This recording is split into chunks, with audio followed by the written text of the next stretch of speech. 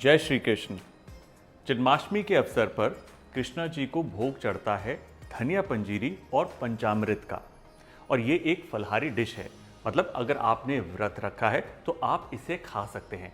और इसकी सबसे अच्छी बात यह है कि जब ये घर पर पकता है, इसकी जो खुशबू है पूरे घर को महका देती है और इसका स्वाद अव्वल होता है।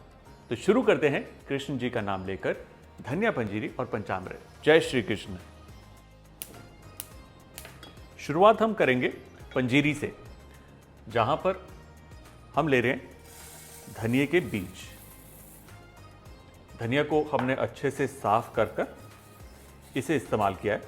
आई नो कई लोग ऐसा सोच रहे होंगे भाई धनिया तो एक स्पाइस है, उसकी पंजीरी। जी हाँ, धनिया की पंजीरी बनती है क्योंकि धनिया के जो बीज है अगर आप उसे खाएंगे ना तो उसके अंदर एक सिट्रस फ्लेवर होता है, साथ ही साथ पौष्टिक होता है, डाइजेशन के लिए भी अच्छा होता है। और जब घर पर हम व्रत रखते हैं तो उसके अंदर जो पंजीरी में आटा या बेसन नॉर्मली हम डालते हैं उसे हटाकर धनिया के बीज का इस्तेमाल होता है। बड़ी प्यारी महक आ रही है। अब इसको ज़रा सा ही भूनना है, 1 से 1.5 मिनट, ताकि धनिया जो है वो थोड़ा सूख जाए और इसे पीसने में आसानी हो। परफेक्ट। इसे ठंडा होने रख देंगे, उसके बाद इसे पीसा जाएगा। तब तक हम लेंगे थोड़ा देसी घी और उसमें हम तलेंगे ड्राई फ्रूट्स। हमारे पास है मखाना, चिरौंजी, बादाम, काजू और मगज। गर्मा गर्म घी के अंदर मखाने डालकर उन्हें हमें रोस्ट करना है। देखिए मखाने ना जब आप इस्तेमाल करते हैं सॉफ्ट होते हैं, लेकिन जैसे आप उनको भूनेंगे वो कड़क होकर क्रिस्पी हो जाएंगे। बस इस बात का ध्यान रखिए, जो भुनाई है ड्राई फ्रूट्स की और मखाने की, उसे हल्की हीट पे, लो हीट पर ही पकाना है। तेज करेंगे तो बाहर से वो पक जाएगा, अंदर से कच्चा रहेगा। अब देखिए कैसे पता चलेगा कि मखाना तैयार है। आवाज सुनिए, मखाना बिल्कुल लाइट होता है, तो जब कच्चा होता है पैन में आप टॉस करेंगे आवाज नहीं होगी, लेकिन जब भुन जाएगा, करारा हो जाएगा कि आप उसे उंगली के बीच में क्रश करेंगे, पाउडर हो जाएगा, तो ऐसी आवाज देगा। अब ऐसी सूरत में जी मखाना बाहर। फिर से हम लेंगे थोड़ा सा देसी घी। घी में अब जाएगी चिरौंजी। लाइटली इसको भूनना है। और चिरौंजी और मगज क्योंकि ऑलमोस्ट सेम साइज के हैं, इसलिए इनको एक साथ आप भून सकते हैं। अगेन गैस बिल्कुल हल्की। ये देख रहे हैं जो आवाज आ रही है, पॉपिंग साउंड, ये मगज की है कि मगज पक रहा है। अब इसी के साथ चॉप किया हुआ कैश्यू और चॉप किए हुए आलमंड्स। आप ये देखिए जितने भी नट्स हैं उन सब का साइज एक है, इसीलिए उनको एक साथ मैं पका रहा हूं। अलग अलग साइज के होंगे तो आपको अलग अलग बैचेस में उसे पकाना होगा। इस तरीके से काम आसान हो जाता है। देखिए हल्का सा रंग चेंज हुआ है ड्राई फ्रूट्स का, बस उसी वक्त मैं इसे निकाल रहा हूं क्योंकि अपनी हीट में ये थोड़े से और भून जाएंगे। Look at that, super. और अब आखिरी में हम डाल रहे हैं इसमें नारियल का बुरादा। आपके पास ताज़ा नारियल है, उसको भी आप घिस कर, कद्दूकस करके लाइटली उसे भून सकते हैं। देखिए पंजीरी के अंदर मेन चीज़ है भुनाई। उसमें आपको बिल्कुल शांत होकर आराम से धीमी आंच पर इस पंजीरी के एक एक इंग्रेडिएंट को पकाना है। ये इंपॉर्टेंट है। जैसे हम भक्ति में जब लीन होते हैं, जब प्रार्थना करते हैं कृष्ण जी से, जल्दी जल्दी नहीं करते ना, कुछ मांगना होता है आराम से, तसल्ली से मांगते हैं, उनसे बात करते हैं अपनी प्रेयर्स में। उसी तरीके से वही तसल्ली यहाँ पर भी दिखानी है। हाँ, ये नारियल की क्या प्यारी खुशबू आ रही है, और जब ये धनिया के साथ मिलेगा ना, अमेजिंग। ये देखिए किस तरीके से धीरे धीरे इसका जो रंग है लाइट ब्राउन हो गया। इसी स्टेज पर इसे हम हटा लेंगे। ये गया नारियल का बुरादा। इसी के अंदर मैं डाल रहा हूँ किशमिश। किशमिश को मैंने घी में भूना नहीं, क्योंकि कई बार होता है कि वो जल जाती है, उसका टेस्ट बड़ा अजीब सा आता है। ऐसे ही आप डाल सकते हैं, बहुत ही टेस्टी लगती है।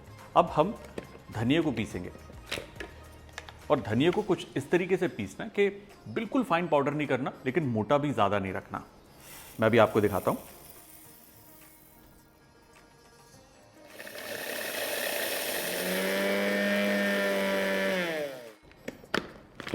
और ये तैयार। देखिए हल्का सा दरदरा है लेकिन मोस्टली पाउडर्ड है, फाइन नहीं है, उसका ध्यान रखिए।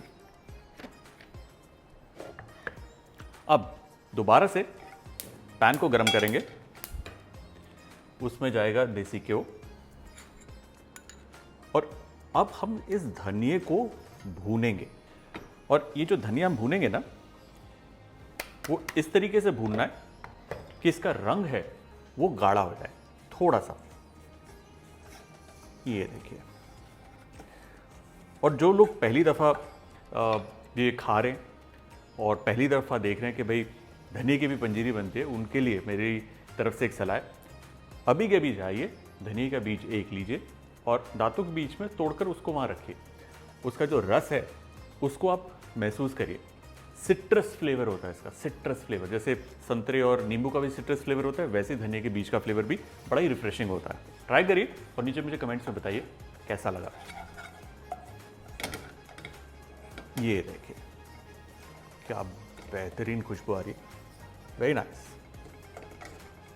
इसे ना कंटिन्यूसली स्टर करते रहना हल्की आंच पर जब तक कि इसका जो रंग है वो थोड़ा सा ब्राउन ना हो जाए। वैसे ब्रजभूमि में धनिये की पंजीरी बहुत बहुत फेमस है और ये कृष्ण जन्माष्टमी पर भोग की तरह बनती है, प्रसाद की तरह बंटती है। और जो लोग व्रत रखते हैं जैसे मैंने बताया, उनके लिए ये वाकई में बहुत ही पोषण देने वाली एक बेहतरीन डिश है। ये देखिए गैस मैंने बंद कर दी। ये देखिए इसका रंग थोड़ा सा गाढ़ा ब्राउन हो गया। इसे अब हम निकाल कर कंप्लीटली ठंडा करेंगे, फिर इसे ड्राई फ्रूट्स और चीनी के साथ मिलाया जाएगा।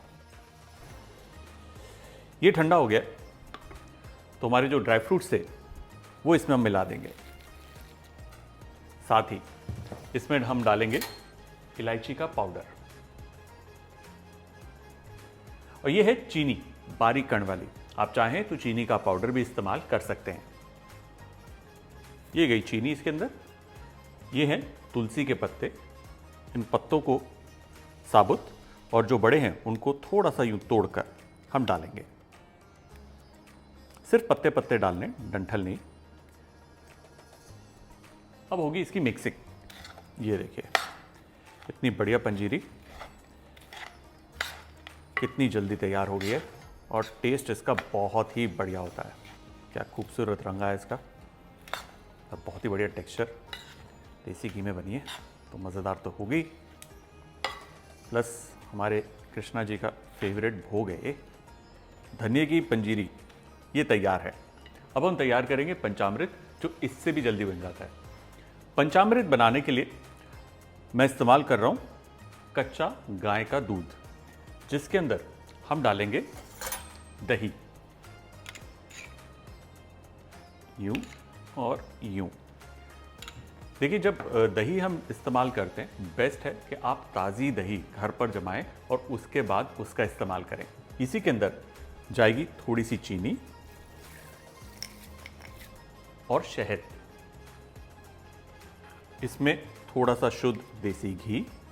इसी के अंदर हम डालेंगे बादाम, किशमिश, काजू, चिरौंजी, ये है मगज़ का जो बीज होता है, और ये है मखाना। अब जितने भी ड्राई फ्रूट्स मैंने डाले हैं वो सारे ऑप्शनल हैं। साथ ही अगर आपके पास गंगा जल है तो थोड़ा सा गंगा जल भी आप इसमें डाल सकते हैं। खुशबू के लिए ज़रा सा rose water and that's it.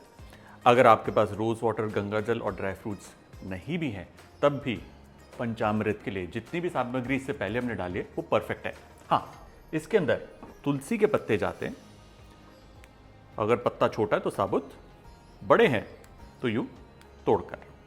Make sure कि तुलसी के पत्ते अच्छे से धोकर साफ कर आप इस्तेमाल करें। अब हल्के हाथ से इसे मिक्स करना है, इसे फेंटना नहीं है, जस्ट मिक्स करना है और बस हमारा पंचामृत तैयार है। और इसके अंदर दही की थोड़ी सी लम्प्स अगर वो तैर रहे हैं, वो परफेक्ट है, बिल्कुल ऐसे होना चाहिए। ट्रस्ट मी, ये बहुत ही स्वाद है और कृष्णा जी को बेहद पसंद आएगा अगर आप मन से बनाएंगे। पंचामृत तैयार है, पंजीरी तैयार है, चलिए भोग चढ़ाते हैं।